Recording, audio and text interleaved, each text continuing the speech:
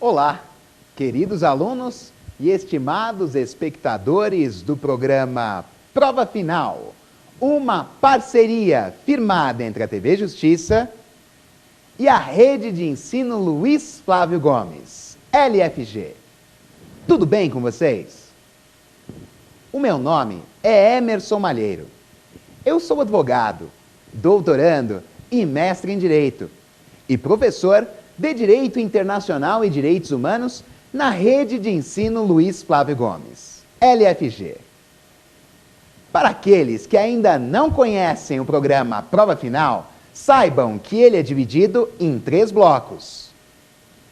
No primeiro bloco, vamos encontrar o tema do dia: Princípios de Direito Internacional Penal. Vou apresentar para vocês os preceitos aplicáveis ao direito penal no cenário das relações exteriores, bem como a sua importância. Em seguida, no segundo bloco, vamos encontrar o Pergunte ao Professor, em que alunos de todo o Brasil elaborarão questões sobre o tema.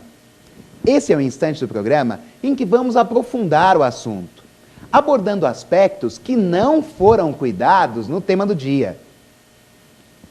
Por fim, mas não menos importante, vamos encontrar no terceiro e último bloco o X da questão. Perguntas extraídas de concursos públicos serão examinadas com a pertinência e profundidade necessárias para a sua cognição.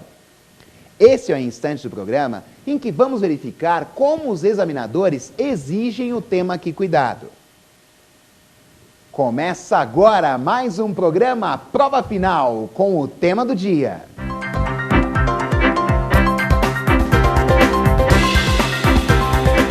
Agora, meus amigos, no tema do dia, eu vou falar para vocês sobre os princípios de direito internacional penal. Os preceitos que são verdadeiramente aplicáveis no direito penal nas relações exteriores. Vamos conhecer cada um deles e a sua relevância no cenário internacional. Vamos começar então, meus amigos, analisando o primeiro princípio de direito internacional penal. O seu conhecimento já vai trazer como consequência a sua relevância nas relações exteriores. Inicialmente, vamos cuidar do princípio da legalidade ou da reserva legal. Vocês vão ver que os preceitos são muito similares àqueles empregados no direito interno. Vamos levar em consideração a sua interpretação, observando os tratados e as convenções internacionais. Quando falamos de princípios, meus amigos, eu preciso dizer para vocês, claramente e de maneira a não trazer nenhuma margem a equívocos, que nós temos à disposição preceitos basilares, que servem de verdadeiro fundamento para a disciplina. Quando falamos no princípio da legalidade ou da reserva legal, o primeiro aspecto que preciso abordar com vocês diz respeito à interpretação dele. A maior parte da doutrina considera sinônimas as expressões legalidade e reserva legal. No entanto, o professor Alexandre de Moraes tem uma abordagem diferenciada. Ele aponta que o princípio da legalidade é dirigido a todas as pessoas. Afinal, todos nós devemos nos submeter à lei, tanto no cenário interno quanto no direito internacional. Já o princípio da reserva legal, segundo o mesmo professor, é dirigido especificamente ao legislador no plano interno e no cenário internacional aos pactuantes que celebram tratados. Afinal, cabe a cada um deles observar determinadas formalidades para a criação da lei no direito interno e a elaboração de um tratado no cenário das relações exteriores. No entanto, para a nossa abordagem nessa aula, consideremos as expressões como sinônimas. E de cada princípio nessa aula, nós vamos ver que surgem funções decorrentes. Com o princípio da reserva legal ou legalidade, vamos verificar que a primeira função decorrente do princípio é a irretroatividade penal. Sabemos que a lei penal, a norma penal, não poderá em hipótese alguma retroagir, atingindo fatos do passado. É importante que cuidemos dessa informação, pois uma norma de caráter criminal não poderá alcançar fatos pretéritos. A norma jurídica deve ser prévia ao fato da vida que vai reger, não é verdade? Temos também, como outra função decorrente do princípio da legalidade ou reserva legal, a função de retroatividade da norma penal mais benéfica. Também se opera nas relações exteriores a norma mais benéfica de caráter criminal, atingindo categoricamente o réu. Todos nós sabemos que a lei penal não retroagirá, salvo em benefício do réu. Quando a norma penal é mais gravosa, ela de fato não poderá atingir fatos do passado. No entanto, sendo mais benéfica, sim, alcançá-los-á, trazendo efetivamente uma garantia jurídica para toda a sociedade.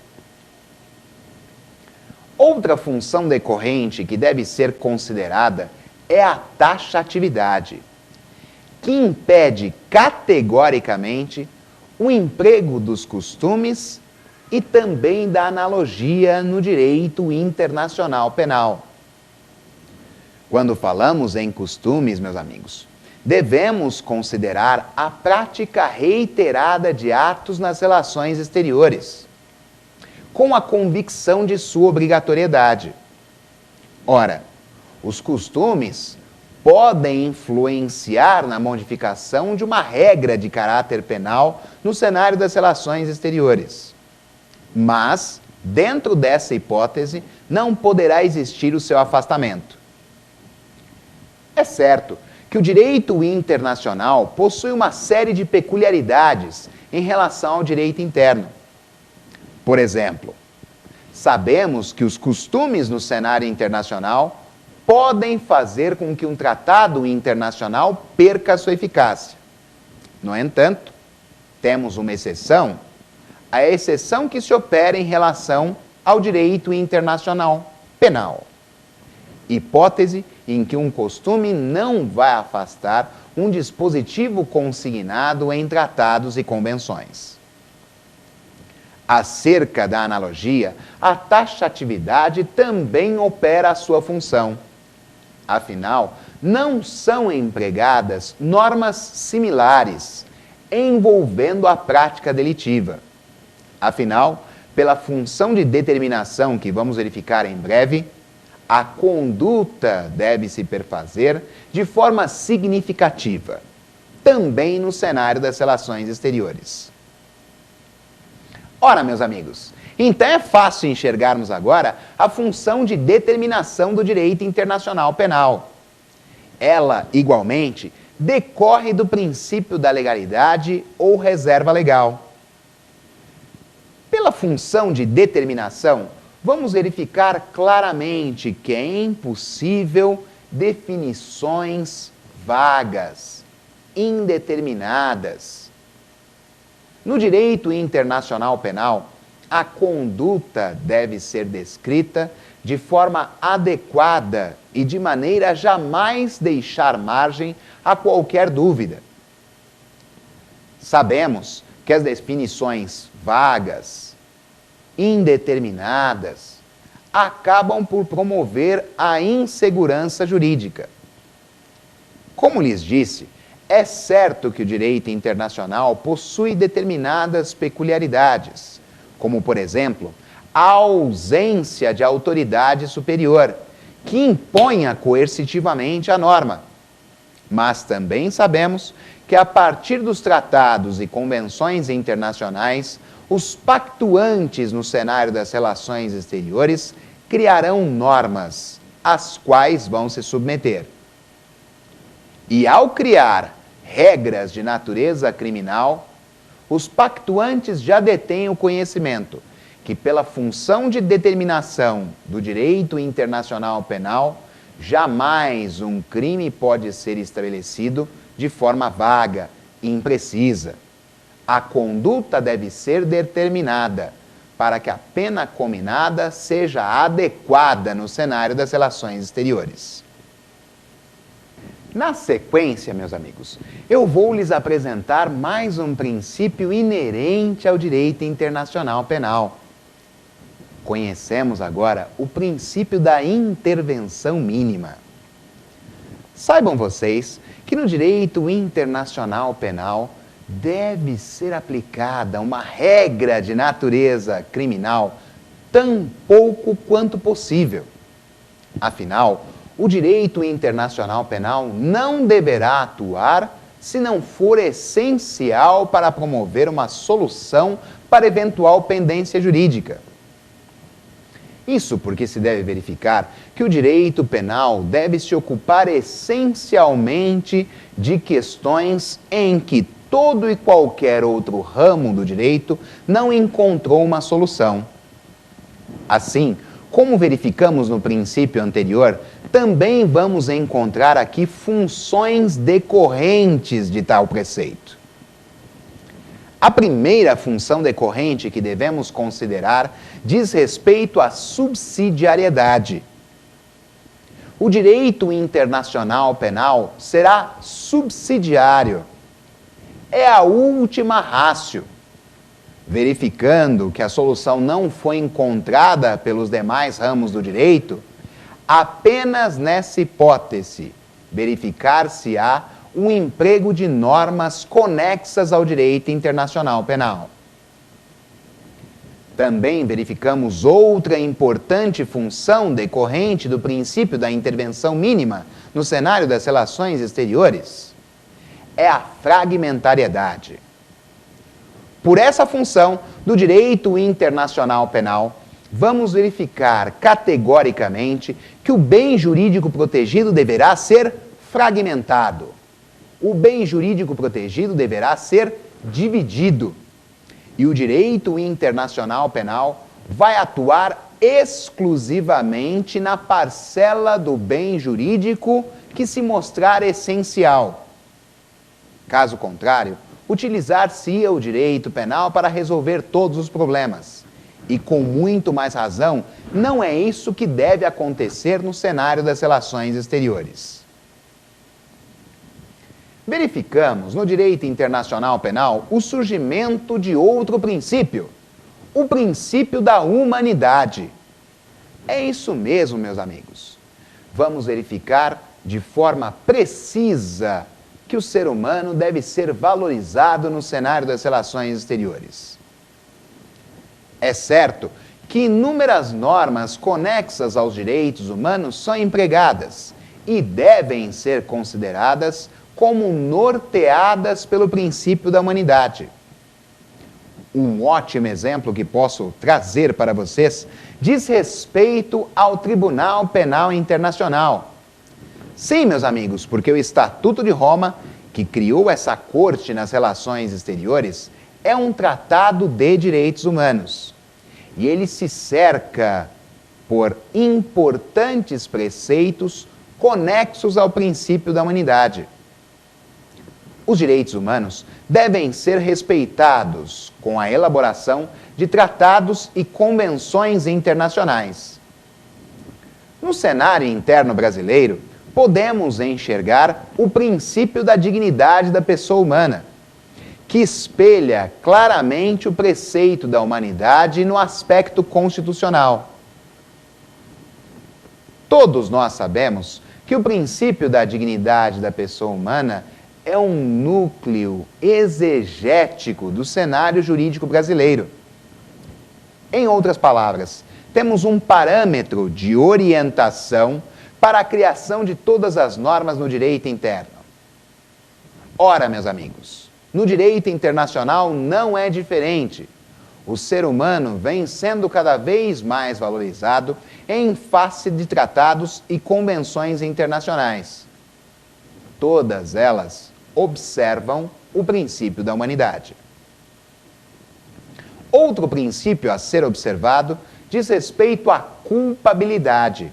E aqui devemos considerar a culpabilidade não no sentido técnico da teoria do crime que conhecemos no direito interno brasileiro, mas aqui a culpabilidade será analisada como a presença de intenção do agente na prática delitiva no cenário das relações exteriores. Assim, vamos ver também no cenário internacional que não existe crime sem ao menos culpa. A prática culposa não está sozinha, porque quando falamos acerca do princípio da culpabilidade, também devemos verificar o dolo. Nessa hipótese, os delitos, quando são criados no cenário das relações exteriores, transpostos em tratados e convenções internacionais, vão verificar a conduta do agente com, no mínimo, culpa e, é claro, considerando-se também o dolo. Na sequência, falo para vocês acerca do princípio da intranscendência da pena. Este preceito é muito importante porque a pena não pode passar da pessoa do criminoso. É importante citar, no cenário das relações exteriores, tal princípio, porque anteriormente, na história, verificamos que a sanção era empregada também aos descendentes. Isso trazia enorme problema de segurança jurídica. Afinal, meus amigos, a pena serve para ressocializar o condenado. Esse é o preceito que deve ser considerado. Tanto que vamos verificar categoricamente que as cortes internacionais observam a sua aplicação.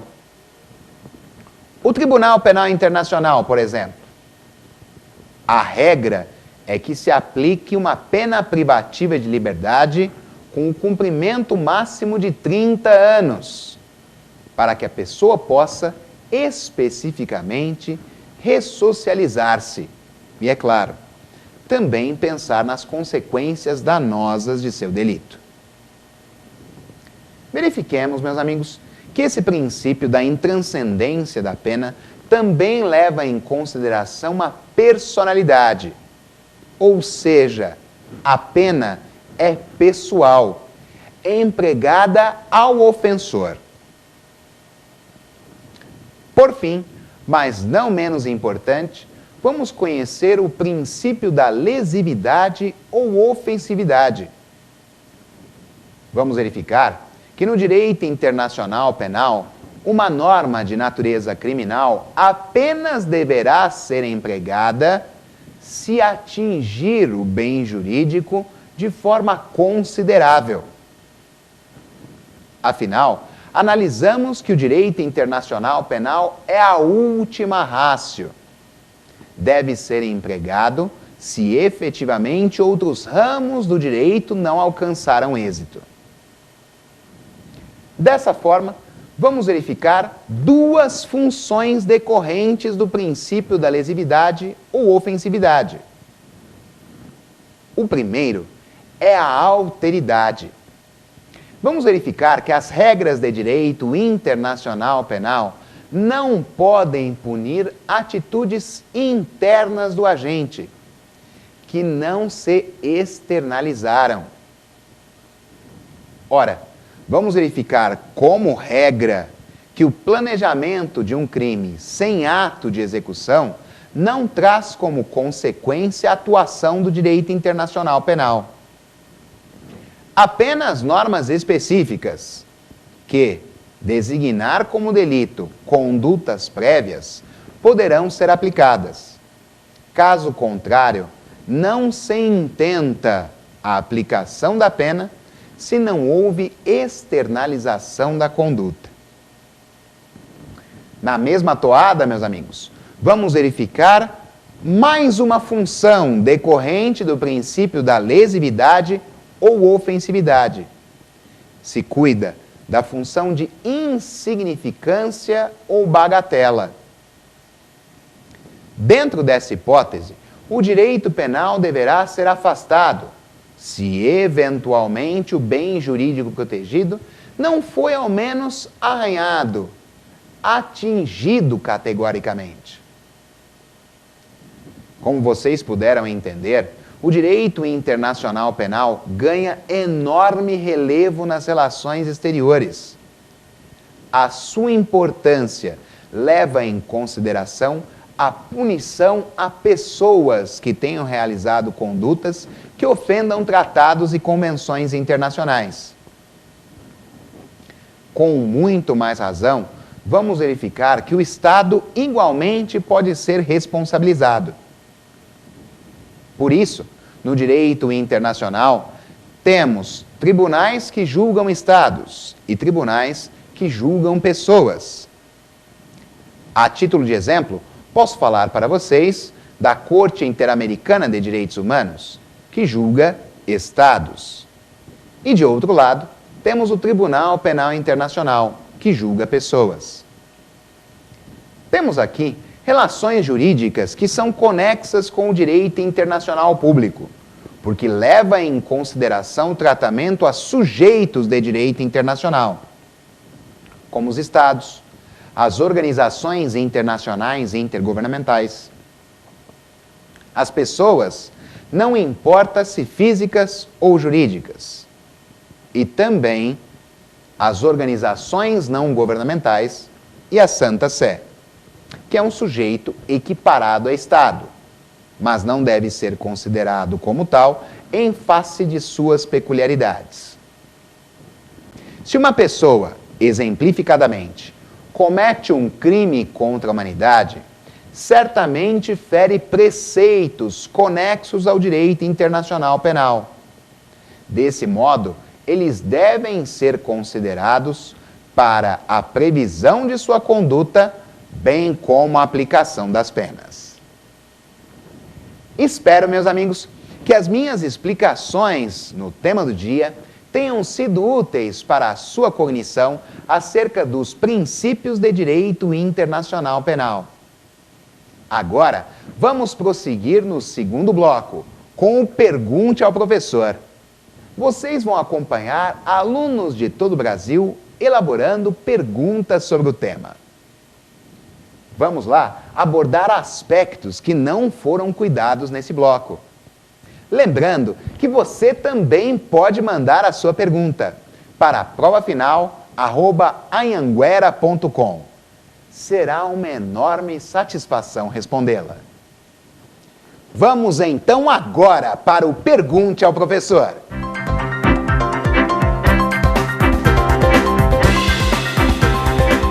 Meus amigos, esse bloco será estupendo. Vamos acompanhar alunos fazendo perguntas acerca do tema aqui cuidado. Vamos agora à nossa primeira pergunta. O que é direito internacional penal? Otávio Costa, um grande abraço a você e a todos os nossos amigos de Bandeirantes, Santa Catarina. Muito obrigado pela sua prestigiosa pergunta. O direito internacional penal é o ramo do direito caracterizado pela reunião de diversas regras jurídicas que dirigem o poder punitivo no cenário das relações exteriores, com a finalidade de atingir os fatos criminais e também cuida das providências que são infligíveis a quem os executa.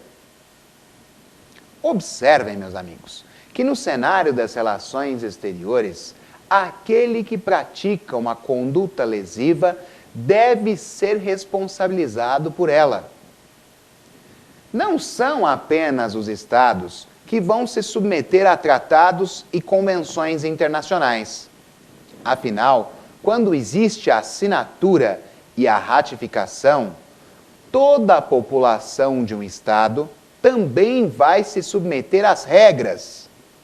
É assim que funciona no cenário das relações exteriores. Isso só não acontecerá se estivermos diante de um tratado territorial parcial, que atinja apenas uma parcela do território. Mas cuida-se de uma exceção. Desse modo, toda a população do Estado submeter-se-á à regra consignada no tratado, assinado e ratificado pelo Estado. Assim, por exemplo, aconteceu com o Estatuto de Roma, que criou o Tribunal Penal Internacional. No Brasil, toda a população se submete às suas regras. Mesmo porque, especificamente dentro desse exemplo e estendendo, vamos encontrar preceitos constitucionais que cuidam do tema. Podemos ver lá no artigo 5º, parágrafo 4º da Carta Magna Brasileira, que o Brasil se submete ao Tribunal Penal Internacional a que tenha manifestado a sua adesão. Não é diferente no cenário dos demais países, meus amigos, pois as normas internacionais são, como regra, incorporadas no cenário jurídico estatal. Verificamos claramente que tal preceito é obedecido no ordenamento jurídico brasileiro. Afinal, um tratado internacional só passa a ter validade, vigência e obrigatoriedade depois de aprovado pelo Congresso Nacional e devidamente ratificado pelo Presidente da República. Com a promulgação, o Estado alcança a obrigatoriedade de cumprimento das suas normas. E com a publicação, toda a população do território do Estado estará vinculada às disposições consignadas em uma convenção. Vamos agora, meus amigos, para a nossa segunda pergunta. O que é função de tutela jurídica do direito internacional penal? Jefferson Matos, muito obrigado pela sua pergunta. Um grande abraço e a todos os nossos amigos do estado do Rio de Janeiro. Vamos verificar que a função de tutela jurídica se mostra extremamente importante para o direito internacional penal. No cenário das relações exteriores, meus amigos, categoricamente, existem bens jurídicos que devem ser protegidos. Se observarmos atentamente a proteção aos direitos humanos, esse argumento ganha ainda mais força. Isso porque, quando cuidamos de interesses fundamentais, temos preceitos inerentes ao ser humano que devem ser devidamente observados. O direito internacional penal vai proteger bens jurídicos, alcançando efetivamente uma tutela que alcance direitos fundamentais. Assim, tais preceitos devem ser considerados no direito interno do Estado e também no cenário internacional. No que diz respeito à proteção estatal, meus amigos, não basta o singelo reconhecimento pelo Estado dos direitos humanos. É essencial que ele empregue medidas efetivas para a sua aplicação. Ora, a função de tutela jurídica do direito internacional penal não é diferente. O seu alcance é amplo. A tutela de interesses fundamentais se mostra essencial no cenário das relações exteriores. Assim, meus amigos, a proteção à vida, por exemplo, alcança diversas formas no cenário das relações exteriores. Se uma pessoa, eventualmente, comete um crime contra a humanidade, atingindo interesses essenciais do ser humano, a sua conduta deve ser devidamente punida para evitar a ineficácia das regras no direito internacional. De toda forma, talvez se encontre um severo problema, que é a ausência de hierarquia entre as normas, não é verdade? Todas elas são idênticas no direito internacional. No entanto, por meio da manifestação do consentimento pelo Estado, verificamos a sua aplicação. Algumas normas exigem a manifestação do consentimento expressa para a submissão a um determinado tribunal.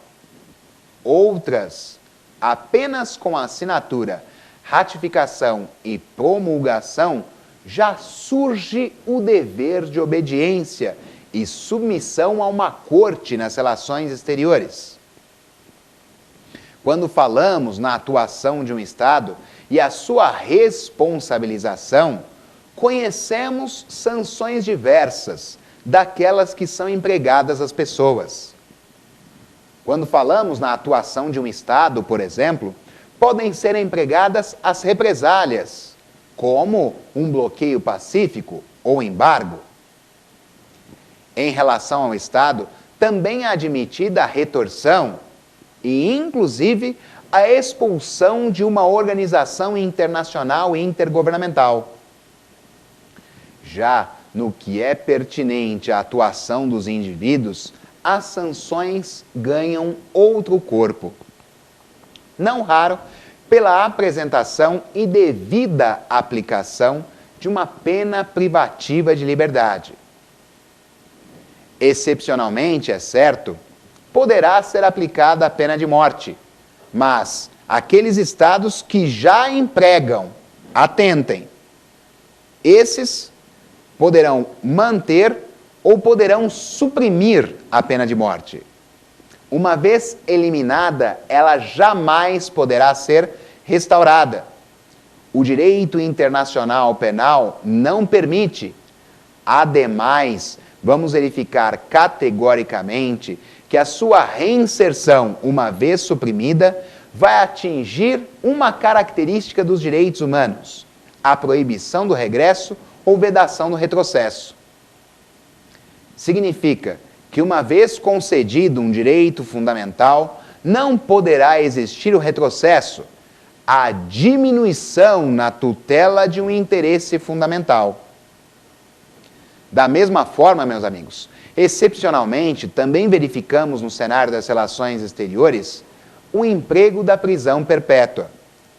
Porém, é medida excepcionalíssima, empregada apenas aos delitos mais graves e sob determinadas circunstâncias, dependendo da orientação de um tratado internacional.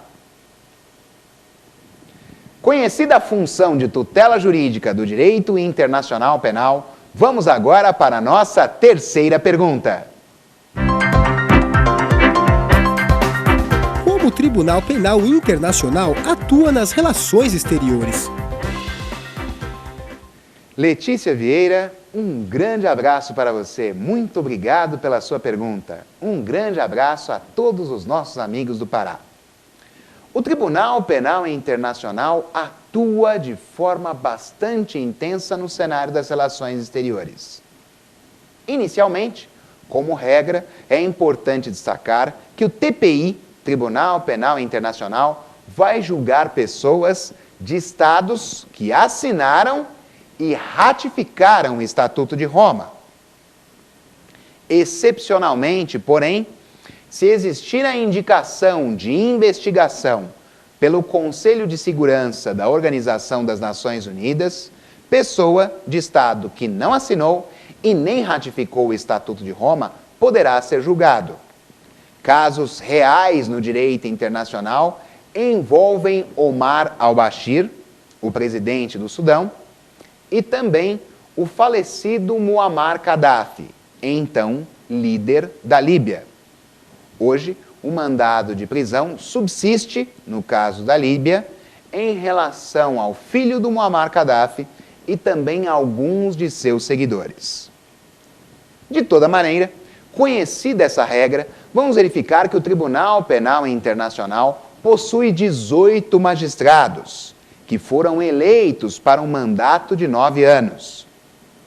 O gabinete do procurador, no cenário das relações exteriores do Tribunal Penal Internacional, atua também como um órgão investigativo. De toda forma, o Tribunal Penal Internacional só julga 4 crimes no direito internacional. Quais sejam? Crimes contra a humanidade, crimes de guerra, genocídio e agressão internacional. Ora, meus amigos, vamos verificar que o TPI se rege pelo princípio da complementaridade. Em outras palavras, a primazia no julgamento dos crimes da competência do Tribunal Penal Internacional é do Estado, que assinou e ratificou o Estatuto de Roma. No entanto, meus amigos, se eventualmente o Estado se mostrar omisso, ou seja, for inerte e silente, ou ainda mostrar-se leniente, então o TPI deverá atuar.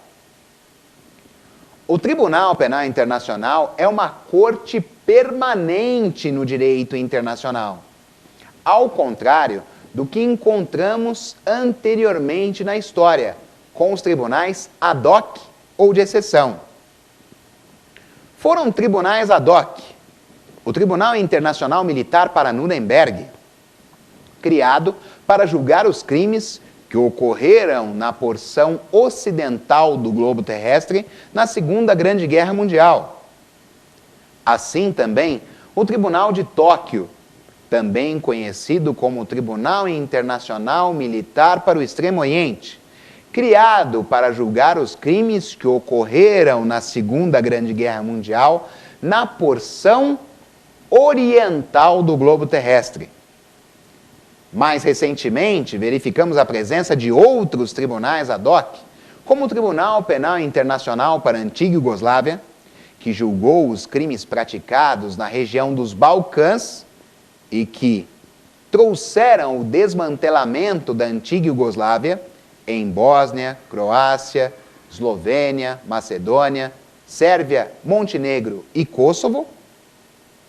E também o Tribunal Penal Internacional para Ruanda, criado em 1994 para o julgamento do genocídio ocorrido no território daquele estado, envolvendo 2 etnias rivais, os Tutsis e os Hutus. Mas, se o TPI atua como uma corte permanente, significa dizer que as suas regras consignadas no Estatuto de Roma devem orientar a sua composição e atuação no cenário das relações exteriores. É importante verificar que tal diploma já foi devidamente assinado, ratificado e promulgado pelo Brasil, o que significa dizer a existência da sua incorporação no cenário jurídico brasileiro. Vamos agora, meus amigos, à nossa 4ª pergunta. O que é extradição? Douglas Queiroz, muito obrigado pela sua pergunta. Um grande abraço a você e a todos os nossos amigos de São Paulo. É importante verificar que a extradição é a entrega de refugiado, criminoso ou acusado, a pedido de outro estado, para naquele território ser julgado ou lá cumprir pena. Vejam, meus amigos, com muita atenção, que a extradição é completamente diferente de outros fenômenos jurídicos, como a deportação e a expulsão. Na extradição, encontramos uma prática delitiva. Na deportação, não. Talvez na expulsão ela surja.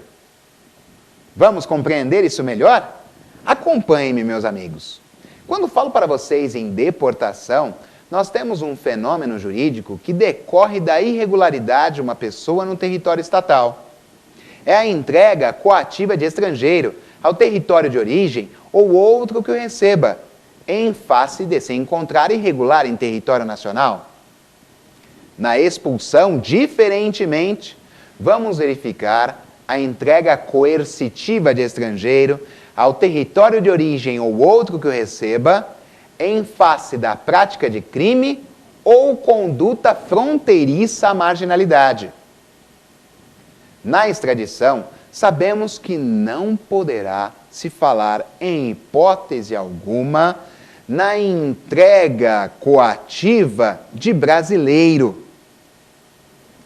O brasileiro naturalizado não poderá ser extraditado, tampouco nato.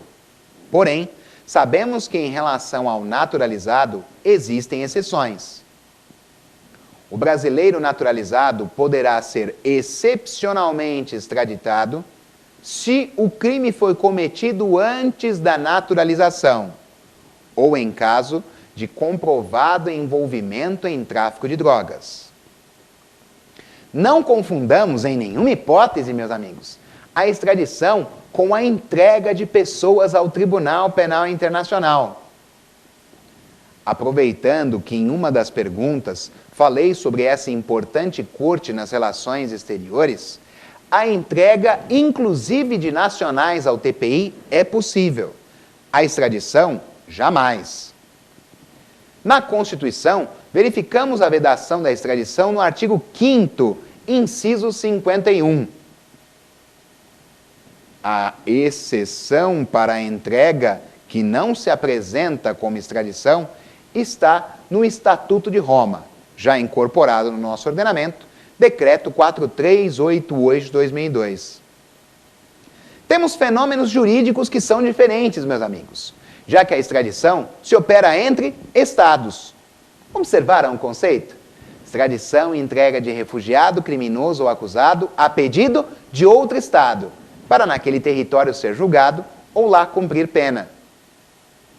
Na entrega, temos a efetiva entrega de uma pessoa de um estado para o Tribunal Penal Internacional. Vejam, meus amigos, que a extradição se opera em face da flexibilização da soberania de um estado, aperfeiçoando a cooperação jurídica internacional em matéria penal. Vamos agora à nossa quinta e última pergunta. Qual a relação entre soberania estatal e o direito internacional penal? Micaela Gouveia, um grande abraço a você, muito obrigado pela sua pergunta e um enorme abraço a todos os nossos amigos do Rio Grande do Sul. Falar sobre soberania e direito internacional penal ganha enorme relevo. Isso ocorre por uma razão bastante simples. Devemos conhecer a soberania como a qualidade que caracteriza o poder político supremo de um Estado, como afirmação de sua personalidade independente, autoridade plena, governo próprio, dentro do território nacional e também em suas relações exteriores. A relação direta que encontramos com o direito internacional penal diz respeito categoricamente à sua flexibilização. Sim, meus amigos, é isso mesmo, porque atualmente a soberania é flexível. Não é aquela soberania dos tratados de Westfália de 1648. Ali, a soberania era inflexível. Eventualmente, se ocorresse um crime no território de um Estado, jamais poderíamos falar na existência da extradição. Igualmente, tornava-se muito mais complexo a criação de tribunais internacionais. Atualmente, o direito internacional penal se orienta pela flexibilização da soberania. Assim, institutos como a extradição, deportação, expulsão e a criação de tribunais internacionais se mostram presentes no cenário das relações exteriores. Espero, meus amigos, que as minhas explicações respondendo às perguntas de alunos de todo o país tenham sido úteis para a sua cognição acerca do tema. Agora, no próximo bloco, vamos verificar como os examinadores exigem o tema Que Cuidado. Vamos então agora, meus amigos, para o X da questão.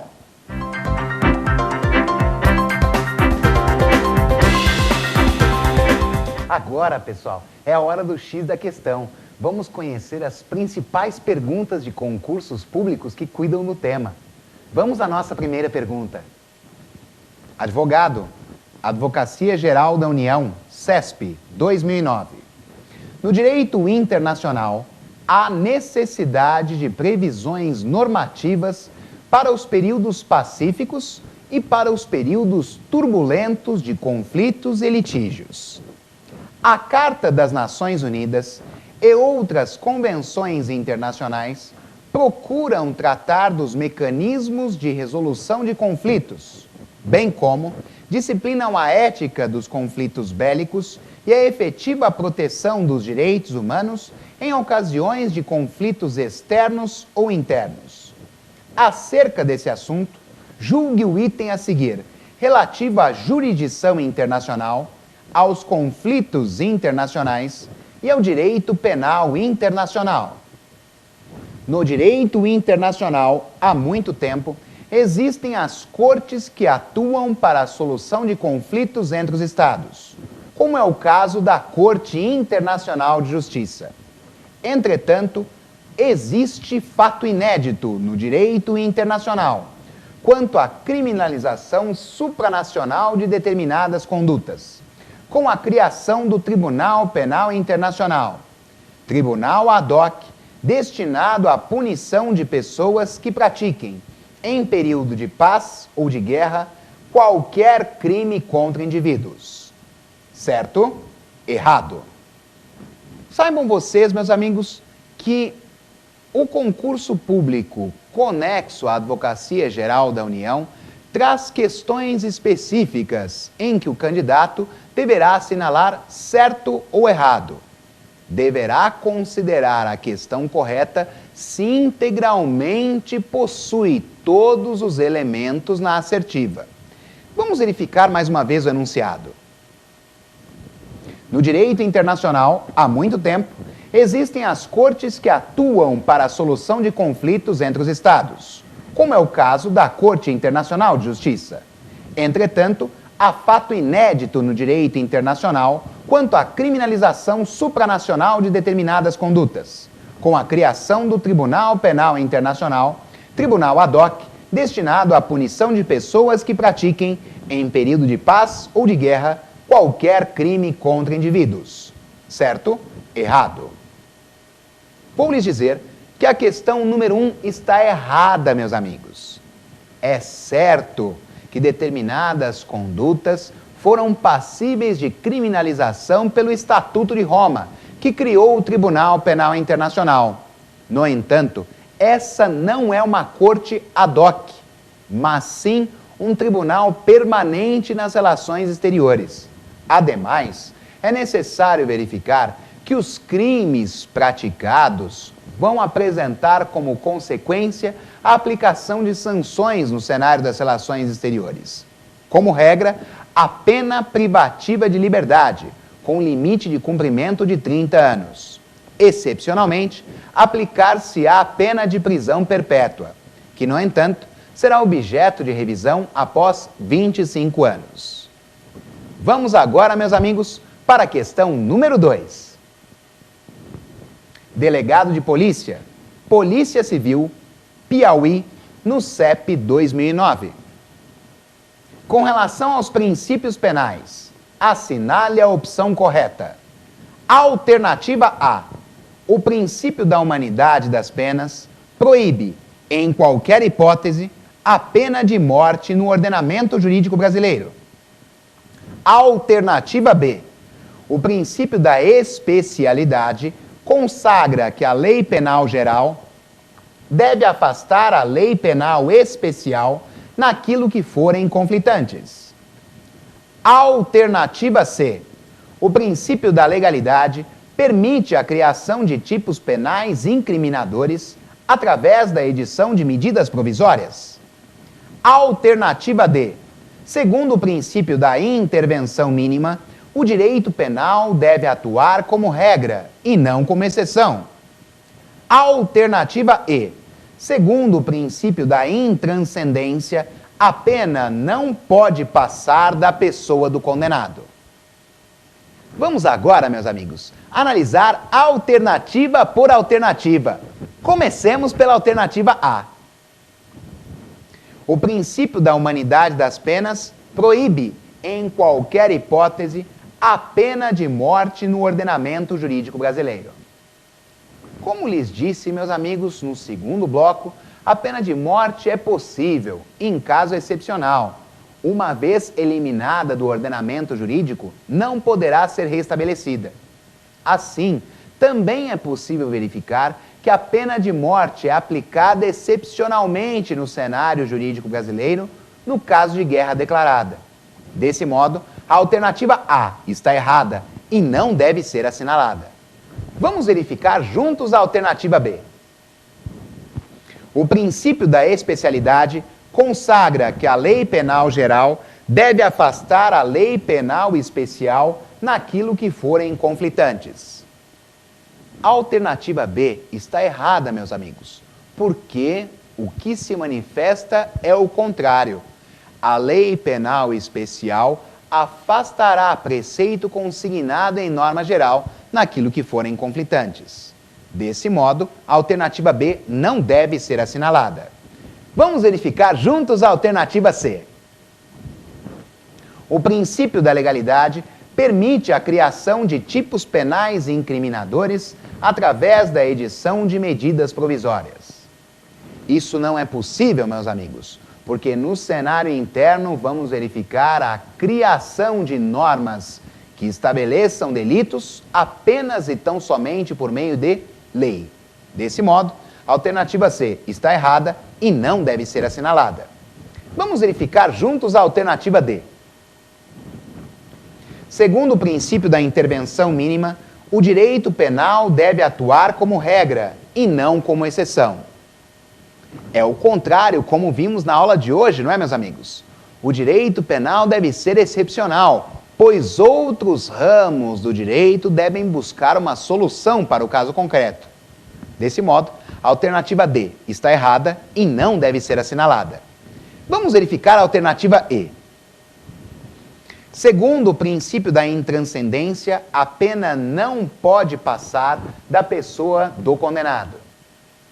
A alternativa E se mostra como certa resposta. Afinal, aquele que realizou a conduta é que deve ser responsabilizado por ela. A pena não pode ser transmitida a outras pessoas que não tiveram nenhuma conexão com o delito. Espero, meus amigos, que a minha contribuição hoje tenha sido bastante útil para o seu entendimento acerca dos princípios do direito internacional penal. Antes de me despedir, eu vou deixar com vocês os meus contatos. Assim, se desejarem, poderão enviar críticas, sugestões e inclusive fazer perguntas sobre o conteúdo aqui ministrado. Se quiserem, poderão me seguir no Twitter, @EmersonMalheiro. Ou ainda, me adicionar no Facebook, Emerson Malheiro, perfil 4. Será uma enorme satisfação ter a sua amizade também no plano virtual. Desejo a cada um de vocês muito sucesso. Envio-lhes um forte abraço. Contem sempre comigo.